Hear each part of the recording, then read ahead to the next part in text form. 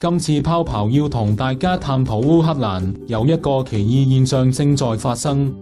各位觀眾大家好啊，我係泡泡，又到咗網絡補血站嘅時間啦。科學家發現切諾貝核災區嘅狼群竟然發展出超能力。1986年，切諾貝核電廠發生爆炸，呢場災難釋放出大量輻射，迫使附近居民緊急疏散，成為人類史上最嚴重嘅核事故之一。事發後，切諾貝疏散區變成咗無人地帶，輻射水平遠超人類可承受嘅範圍。但係，正正因為人類嘅撤離，呢度反而成為咗野生動物嘅天堂。根據科學家嘅觀察，切諾貝疏散區入面嘅動物種類非常豐富，係一個生機勃勃嘅生態系統。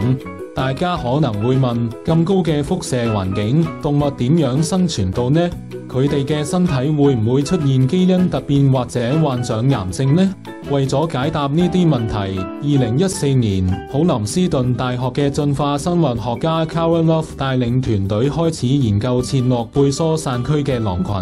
佢哋收集咗狼嘅血液樣本，仲幫佢哋戴上咗配備 GPS 定位器同輻射劑量計嘅頸圈，實時監測佢哋嘅活動範圍同輻射暴露水平。研究團隊發現，儘管切諾貝疏散區嘅輻射水平高達人類工作人員允許暴露量嘅6倍，但係狼群似乎對輻射嘅影響表現出驚人嘅抵抗力。通過分析狼群嘅 DNA， 佢哋發現同癌症相關嘅基因出現咗新嘅突變，呢啲突變可能就係狼群抵抗輻射同癌症嘅關鍵。呢個發現令科學家非常興奮，因為佢哋相信通過研究狼群嘅基因突變，有可能揾到治療人類癌症嘅新方法。如果我哋可以破解狼群抵抗癌症嘅秘密，咁就可以為無數癌症病人帶嚟希望。大家可能會問，狼群點解會進化出抵抗癌症嘅能力呢？